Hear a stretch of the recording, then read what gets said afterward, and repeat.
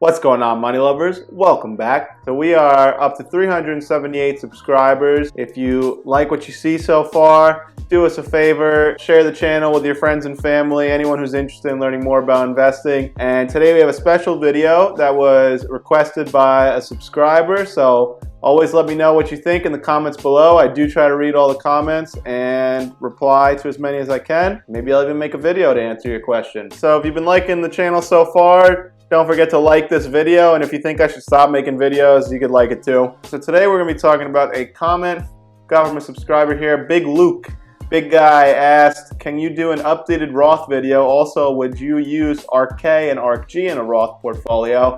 So I started answering, and I figured I might as well take this as an opportunity to do an update on my Roth IRA and why you need to have a Roth IRA. So let's get started.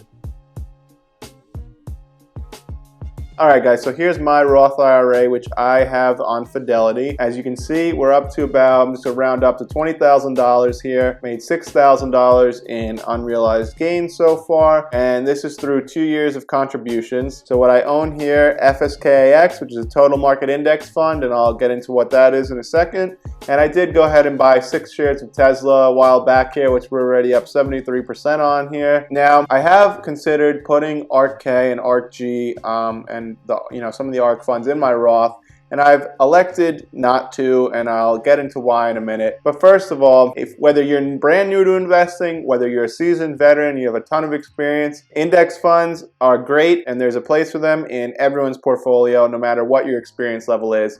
So this FSKAX Total Market Index Fund, you might be asking, what exactly is that? We go ahead and take a look at the fund profile here. It's a basket of stocks. So to own this fund, you pay a very low expense ratio of 0.015%, almost nothing. And here are the top 10 holdings, as you can see: Apple, Microsoft, Amazon, Facebook, Tesla, Google, Berkshire, Johnson & Johnson, JP Morgan. They make up over 22% of the total portfolio, and it has over 3,500 holdings. So if you're a brand new investor, you should definitely be starting with an index fund. Before you start going crazy, buying penny stocks, buying whatever you see in the news, do yourself a favor, build a solid foundation with an index fund, own the best companies here, and instead of paying $3,000, whatever Amazon's up to for one share, you could own them for the price of one share of FSKAX, which is $113.95 right now. So that gives you exposure to all of those different companies and holdings. Some other information on this fund in particular,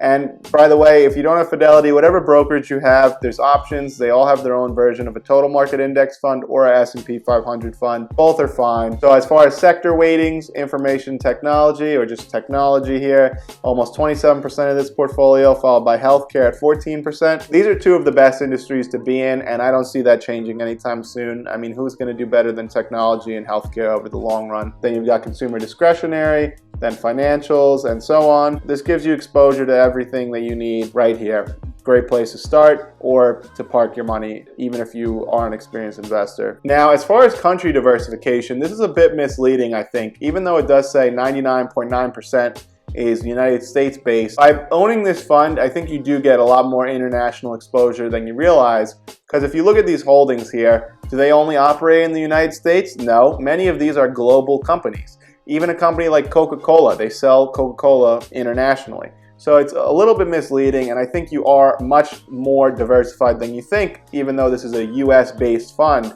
you have plenty of international exposure to all the markets that you could possibly need. And as the great investor Jim Collins liked to say, an investment in a U.S. total market index fund is a bet on the success of the United States. Now, as far as this fund's performance, as you can see here, 1 year it's gone over 20%, 3 years averaged a little over 12%, 5 years 16%, 10 year 13%. So those are great, and you're probably thinking, well, hasn't ARK gone 100% return some of these past couple years? Yes, it has. ARK Innovation ETF. If you're not familiar with ARK and what they do, check out my channel. I've made a ton of videos on ARK's different funds and what they're all about. Fascinating stuff. And as you can see here, their 1 year total return is 156%. 3 year 56% total return, or on average. So you might be saying, why own the index fund when you could just own something like this, and wouldn't you be so far ahead of the game? Yes and no. At the end of the day, ARK is much more on the speculative end than owning my index fund is. because there's no guarantee that this type of performance continues.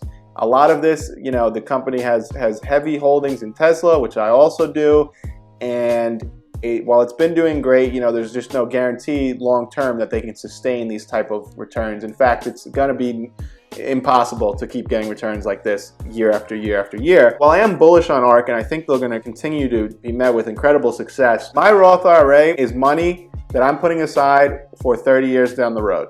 35 to be exact. I'm 24. I won't be able to touch the gains from that Roth until I'm 59 and a half. I can take the contributions out at any time if I did need money.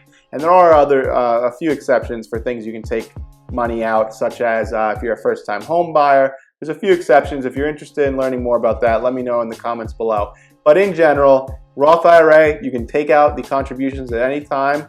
The gains you can't touch till you're 59 and a half. So I'm looking at a 35-year time horizon. And history shows that no fund can outperform the market for 35 years. I don't care who you are, not even Warren Buffett can do it. So ARK will not be able to outperform the market for 35 years. So I think over 35 years, my money will do better in the index fund. And at the end of the day, this is my nest egg for the end of the line. If all else fails, I know that I will have millions of dollars in my Roth IRA to fall back on, to use in my retirement, to pass down to the next generation, what have you. So I do own ARK, and I own a lot more speculative type holdings. If you've been following my Spend 10K, Make 10K challenge, as you can see here, here's the holdings.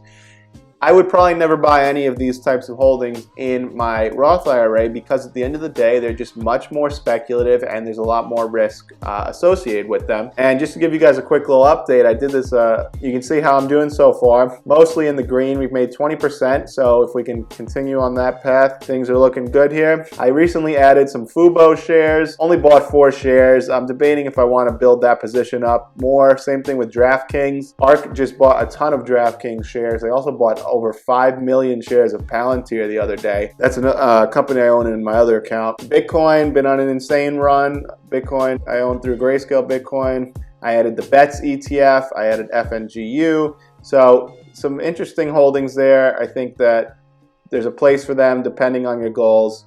Check out my video on the Spend 10K, Make 10K challenge if you want to learn more on that. But back to the Roth IRA. So I'm up 45% in total so far in my Roth. And if we look at compound interest here, so let's say I'm starting at $20,000 right now. I'm going to keep adding $6,000 a year, which comes out to $500 a month. And if you dollar cost average and do it this way, it's another way you can limit your downside, limit your exposure to risk. You know, in the event that there's a crash, you don't put all your money in at once. You're at dollar cost averaging in, it's called. So let's just say I have 35 years left to grow. Let's say at a 10% rate, I will end up with somewhere in the ballpark of $2.3 million, which, why would I take any chances and do anything else when this is basically as close to guaranteed as I can get. So for just $500 a month, I will become a tax-free millionaire. That's an important part not to be left out as well. Your gains in your Roth IRA, as opposed to other retirement options such as the 401k or a regular IRA, where your contributions are tax deductible, but you are taxed on those gains.